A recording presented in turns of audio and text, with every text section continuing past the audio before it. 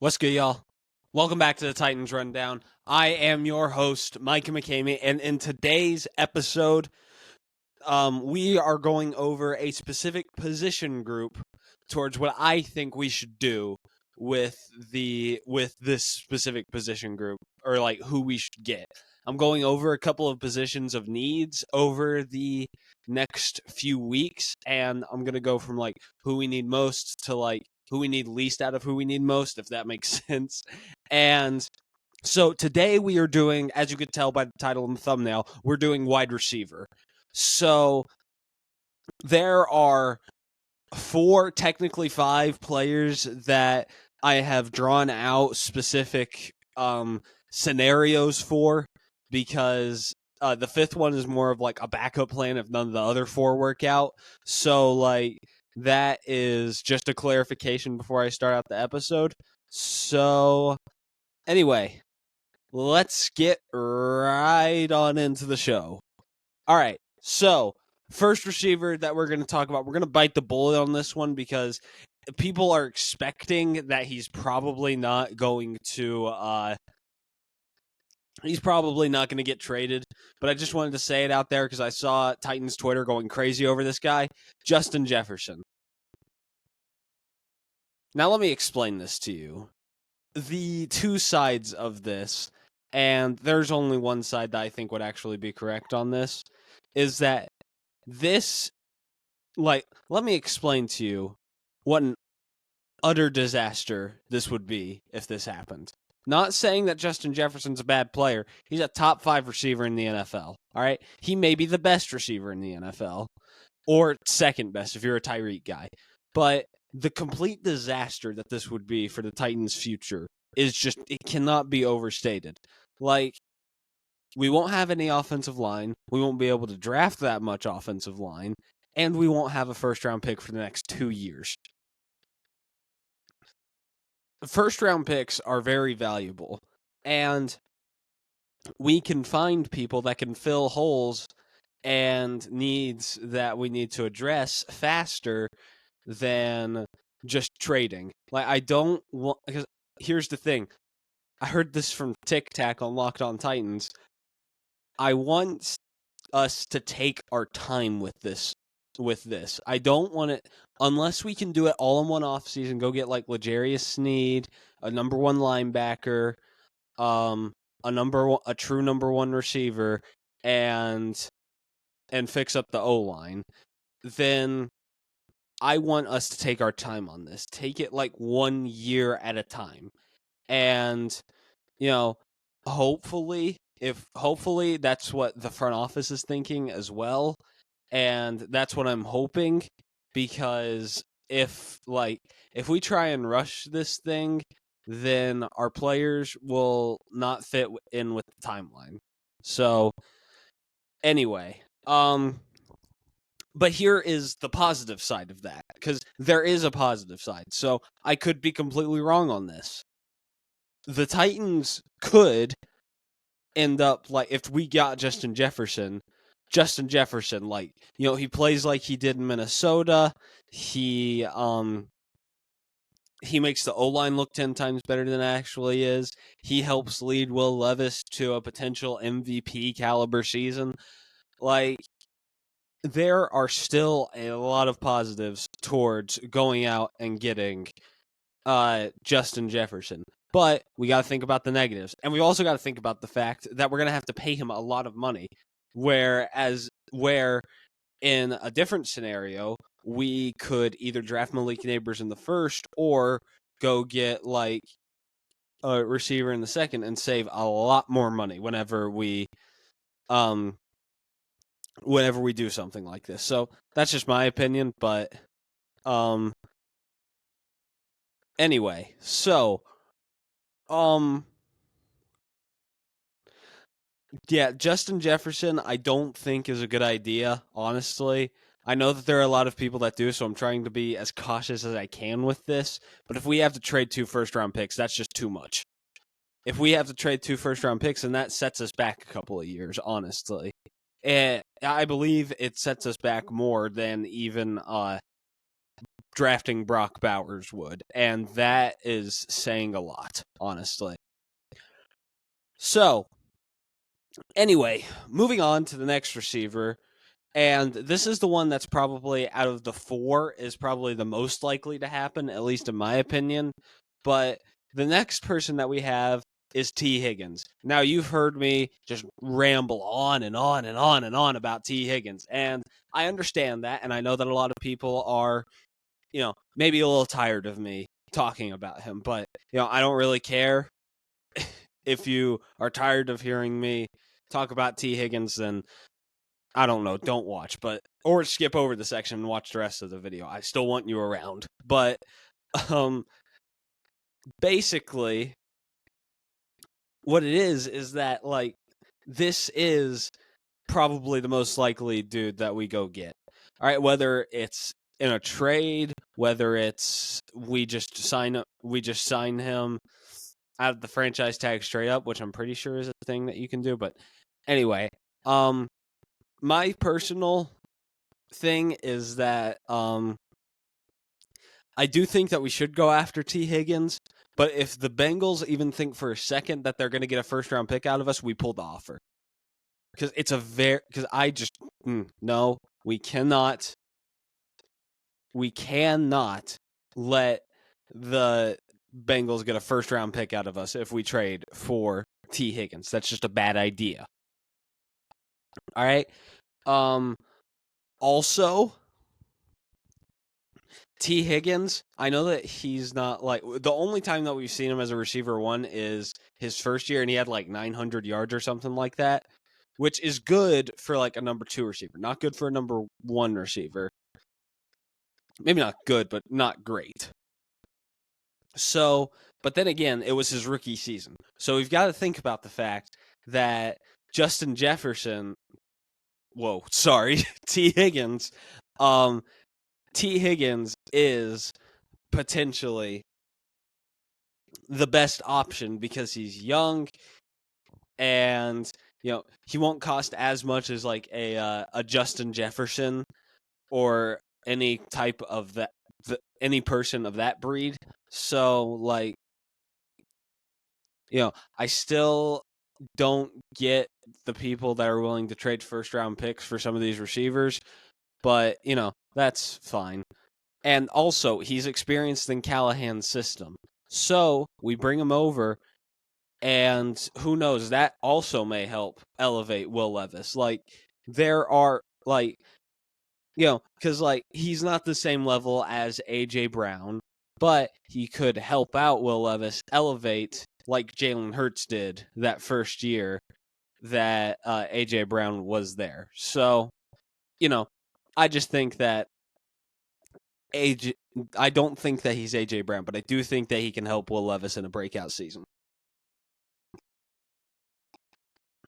And combine that with the fact that he can also cover up the mediocre O-line, because I think that it's bad right now, don't get me wrong, with Andre Dillard or Jalen Duncan still at left tackle.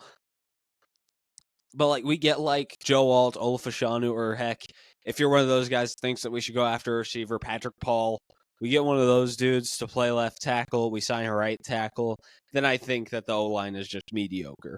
So, that's just my personal opinion, though. I know that there may be someone out there that has a different opinion from me, but, man.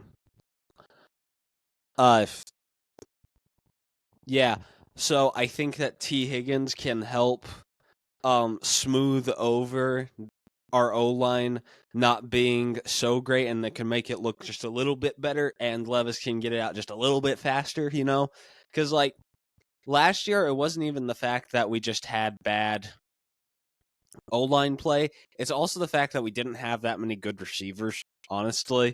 Like, it was D-Hop, Chig, if you want to consider that, and like Tajay Spears, who doesn't even catch passes usually. He's usually running the ball.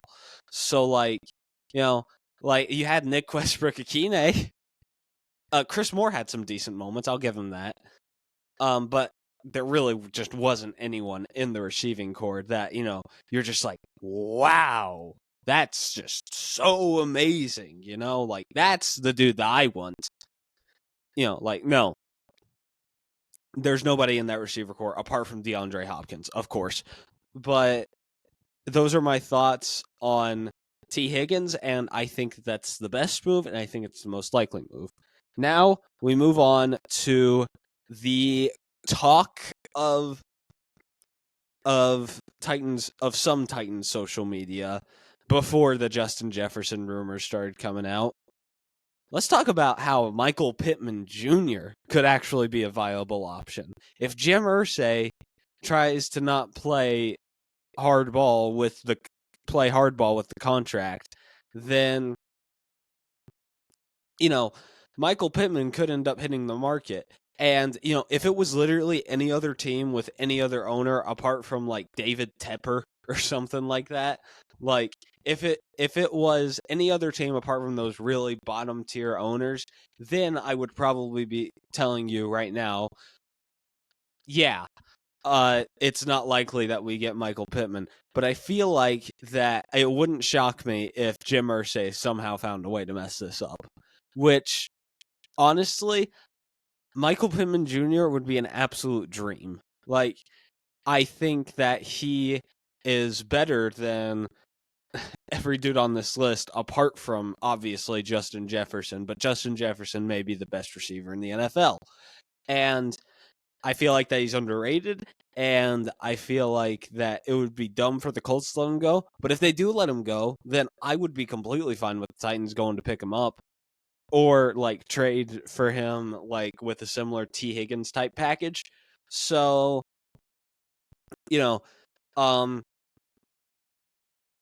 Michael Pittman Jr. also, let me just mention this. He has a great YouTube channel. Y'all should go watch that. It's really fun to watch. But, like Michael Pittman Jr., I have a little bit of a personal bias towards because of that. But he's also like he's a really good receiver, and I think that he would elevate the Titans' offense big time. And I think that Will Levis would break out if he ended up going there. I have very high praise for Michael Pittman Jr., as you can tell. But there are some like potential negatives. Like he's not like old, but he's not like as young like as some of these other receivers. But like again, you can say the same for T. Higgins. You can say the same thing about Justin Jefferson, and you can say the same thing about the other two. So I'm not going to tell you who the other two are. You have to wait and watch. But yeah. So man, Michael Pittman Jr. is probably, like I said, the second best receiver out of this group of receivers that I have piled up. But also, he he could end up not getting a contract, like I said earlier. And he is also like he's a little bit of a hybrid from what I can tell. Like he can catch contested deep balls, but he can also like run like the 3rd and 5 type plays and stuff. So that is just a receiver that I would really like to have personally. And if Ran Carthon can make that happen, then that would be absolutely wonderful. So, anyway, I ran out of things to say about Michael Pittman Jr. because, as much as I love him, he is a little boring. So it is hard to just stretch out an entire conversation about him, So moving on, we have the last receiver that I would just be completely pumped about and just, ready to like be like, yes, Ran Carthon is that guy. And there are a couple of other ones that I would be happy with, like Calvin Ridley, but he's obviously going back to the Jags. So the last one that I have on this list is Brandon Ayuk. Now, I know that it was like this huge rumor about like, is Brandon Ayuk going to stay in San Francisco? I don't know. He looked pretty timid at the end of the Super Bowl and wasn't like really open to answering questions about, about his future with the Niners and all that stuff.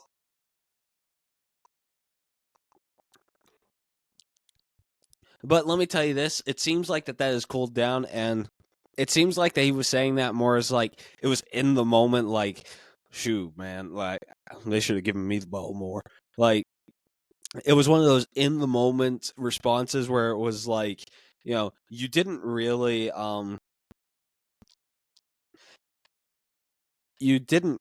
think that um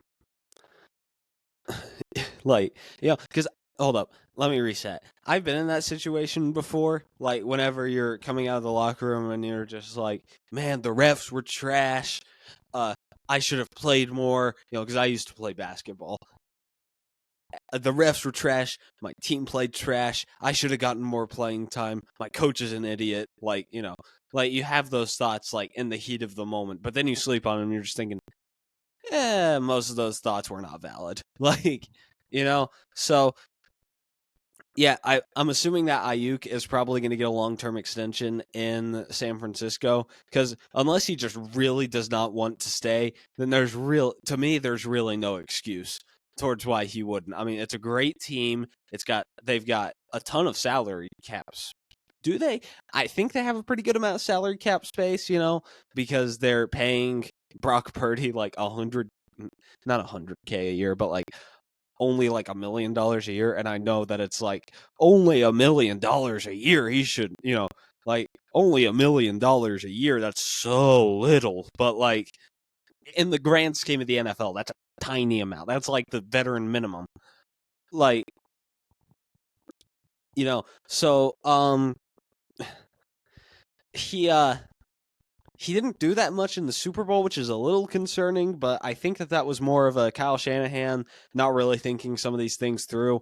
But yeah, no, Brandon Ayuk is probably, like, if I had to rank all of these dudes on like a ranking, I would go Justin Jefferson, Michael Pittman, Brandon Ayuk, and T. Higgins. I think T. Higgins is the worst because, I think that he's the worst overall receiver, but he's the safest bet whenever it comes to signing him, because he's been in the I was about to say the Callahan system, and we've seen him play in that system before. So, that's why he's safe. And again, I am on that side of the fence where it's like I think that Brandon Ayuk is better, and I know that there are people that think that T. Higgins is better, but I would still go with T. Higgins if I had the choice. So do with that what you will. But yeah, Brandon Ayuk is the third best receiver out of this group, apart from the backup, obviously, which I'm about to. But overall, yeah, those are the four guys that I would probably want most as a Titans fan. But, obviously, like, most of those guys are either going to get franchise tagged or the team is going to ask for too much whenever in a trade. So now let's take a look at the backup option. Now, I've already touched on this in the past, so this is going to be pretty brief, but, I think that the Titans should go Hollywood with their next one. Hey, see what I did there? Marquise Brown of the Arizona Cardinals, because he's not going to get franchise tagged. He's not going to be too expensive. And he is, like, people give him a lot of crap, but he is a good receiver. He's not like, this receiver, Marquise Brown is a bottom 5 receiver in the NFL. Like, he's not that bad. Like, he's actually pretty good. So that would probably be the safest bet outside of these dudes. And I just wanted to briefly mention that before I wrapped up today's episode. So, anyway, that's going to do it all for today's episode. I have Instagram, Twitter, and TikTok. They're all at the Titans Rundown. And also for anyone that's listening over podcasting, I have a YouTube channel where you see more shorts and all that good stuff. So if you want to check that out, go ahead.